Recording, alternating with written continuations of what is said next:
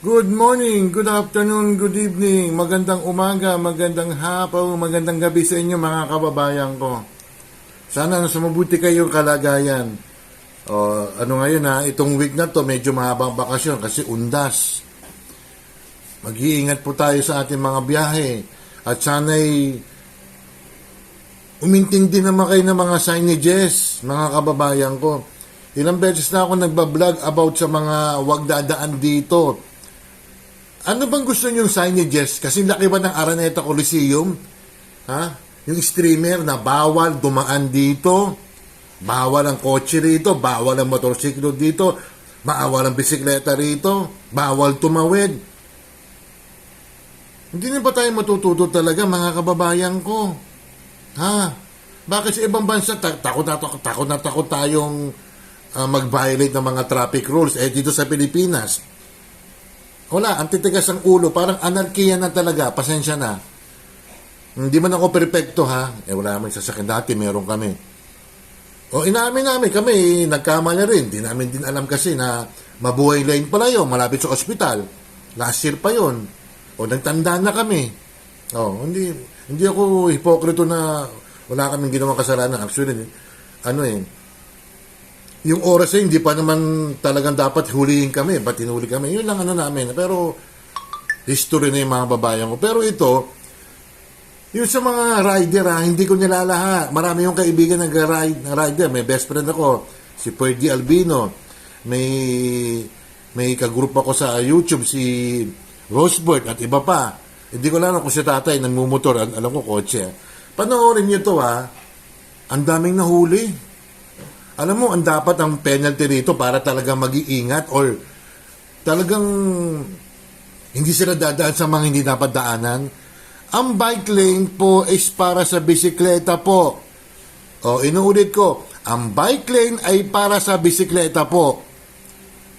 Inuulit ko, ang bike lane ay para sa bisikleta lang po. Pero may isang congressman dyan na pwede naman daw dumaan pag wala naman dumadaan ng bisikleta Kaya nga batas yung congressman Bilib sana ako sa iyo alam ko naman gumaganti ka sa MMDA. Hindi ko na babanggitin yung pangalan ko. Busita. Nag-i-implement ang MMDA naman pero yung MMDA naman hindi man perfecto to. Maybe siguro may pagkukulang din Kasi mga 5 minutes na yan, hindi ako sang-ayon. Dito man tayo sa mga nagmumotor. Tingnan natin Ito si Care of Colonel Nebriha. Gamit na po nilang sarili nilang linya tong bike lane Yan Ayan Hindi ko na po pinapalabas siya, pinapahuli ko. Yung mga bisikleta, pasensya na. Bakyatin nyo yung mga nagbibisikleta sa bangketa muna. Bakyatin nyo muna. Sabihin nyo, huliin natin lahat to.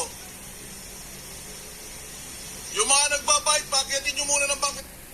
Ano nyo, 2 weeks ago to nangyari. Alam naman ng mga riders na talagang bawal dumaan sa bike lane. Ang bike lane po is nasa kanan yan And then yung second na kanan po, yun ang daanan ng motor po. Hindi niyo ba naiintindihan? Di ba may linya naman na kulay blue sa inyo yun? And then yung dito sa may pinakakanan, ang dulong kanan, sa bisikleta po yun. Hindi kayo marunong magbasa ba? Tikas ang ulo nyo, ilang beses na ako Hindi bali ko sana kung kakanan ka, okay yun. Pero kung dadaan ka sa lane, ay sus ko. Nakakaya sa mga rider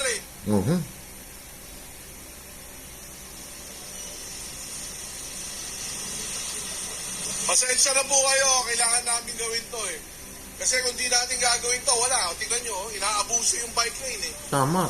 Di ba, lagi Tingnan nyo kung kadami yan Ilan yan? Tapos, bike lane, kayo na pipermiso.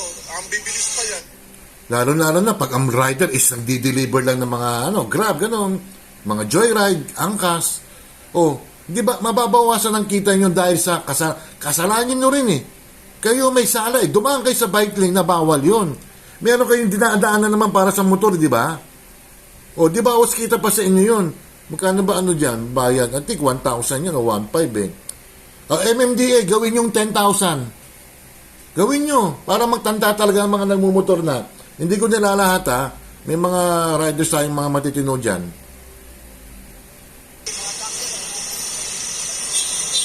Ayan po, ganyan po marami. Dami oh. Saan ba yan? Cubao? Ayan po, yan na. Iisa-isain na Aurora yan. Boulevard? Isa-isain na natin yan. Tama. Ito po yung mga nagbabike.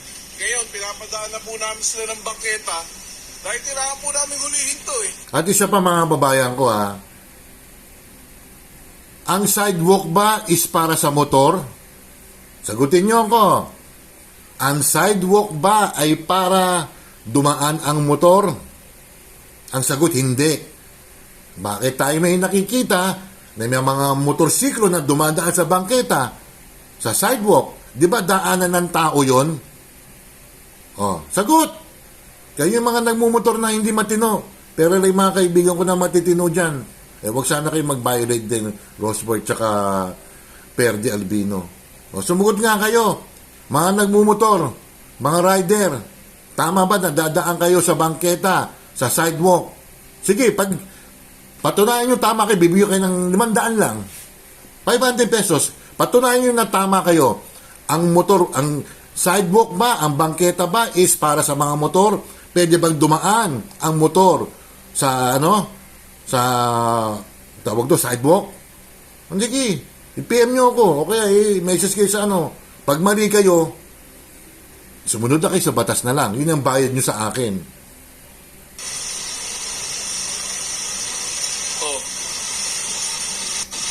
Kanina pa ho kami dumaan dito. Dumadaan kami, dinadaanan lang. Minsan kasi nangangatwiran pa sila, mga kababayan ko. Hindi ko nilarap, pati mga four-wheel drive hindi ko po nakita eh. Naku, hindi ako nanggigigil. Sabi nga rito, may nakalagay na no entry ha. Papasok pa rin. Ang dahilan nila, hindi ko po nakita eh. Naku! Wilawang namin, ayaw pa lumabas. Parang wala silang pakialam, parang walang batas na sinusunod, di ba? Nung hinarangan ko, Ayun. wala. Di ba? Okay to si Bong talaga sa akin. Yung mga walang rehistro, walang lisensya, ito natin yan, ha? Ayan, isa pa yan ha. Pag wala kang lisensya, sa ORCR, malaki ang multa. Ang binayaran namin ni Perdi noon 4-5 eh. Ha? 4-5 eh.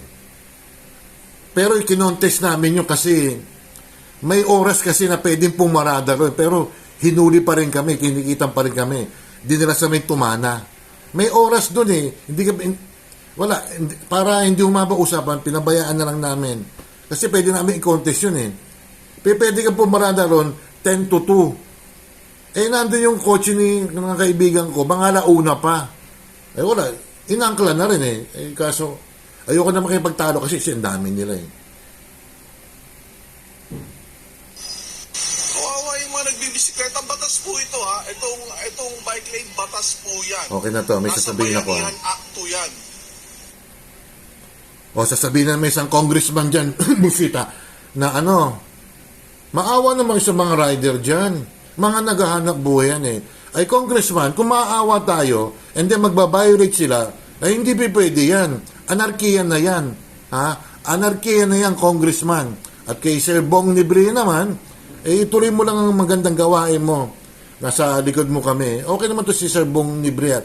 At saka sa 2025, mag-ano ka ng party list, Sir Bong. Kaso, iba, di binoboto eh. Yung kay Bong, yung kay Congressman Busita kasi, rider yan eh. Kaya, sabagay, karapatang bumoto ng mga rider kay Busita. Kaya, pinagtatanggol naman ni Busita ang mga riders. At ang mga riders naman, may mga ibang hindi naman nagbabiolate, pero hinuhuli sila. Hindi man pwede yun eh. May problema tayo mga kabayan ko. Shoutout muna tayo ha. Medyo, pang Thursday. Medyo napahaba Basta pag bawal. Huwag kayong mga ngatwiran pa. Nangangatwiran pa kayo. Mali na nga kayo eh. Ayan ang mga ugali ng mga Pinoy eh. Shoutout ko si Ate Ruby Vlog. First owner si Ate Ruby.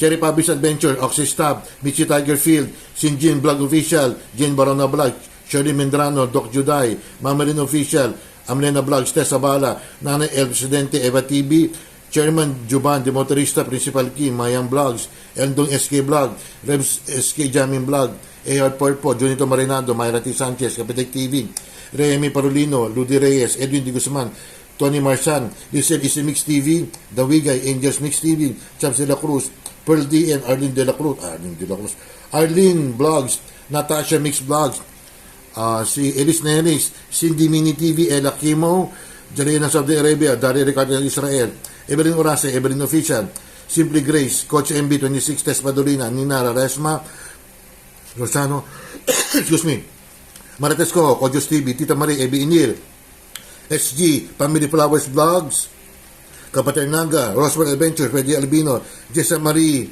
Guevara, Angie of San Francisco, Jel Angala, Casablanca, Junes Vlogs, Ghost Hunter, Jovis Official Channel, Charles Dumawing, Abo SKTV, Tita Pearl, Boss Anin, Girly Marsa Official, mga kababayan ko. Mamadali ako, medyo napahaba kasi. Napahaba siya.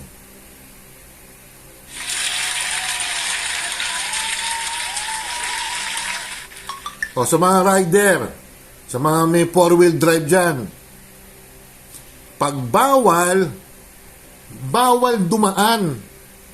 Di ba? Kasi minsan tayo Pilipinas papalusot eh. Nakakagigil na eh. Di ba? Nakita ko ron, no enter, papasok. No U-turn, mag-U-turn. O, sino may kasalanan? Ng gobyerno. Kaya inayos ng gobyerno ang batas. Ang traffic natin para hindi tayo madili eh. Tapos kayo, entitled ba kayo? O, maski na may mga ibang mga government official dyan, huwag kayo daan ha. Pag magbawal, bawal. May nakita nga ako, pulis, may di kotse. Bawal yung look kumaliwa. Ay, ba kumaliwa ba naman? Yun ba'y masisita mo?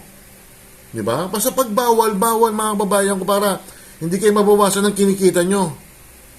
Don't forget to like and subscribe, hit the bell notification para ma-update kayo sa akin mga video mga kababayan ko. Tigilan na natin yung ano niyan. Yung mga katwi-katwiran pa. Pag mali. Pag tama. Maraming salamat po at mag-iingat po kayo ha. Peace sa inyong lahat. Bye.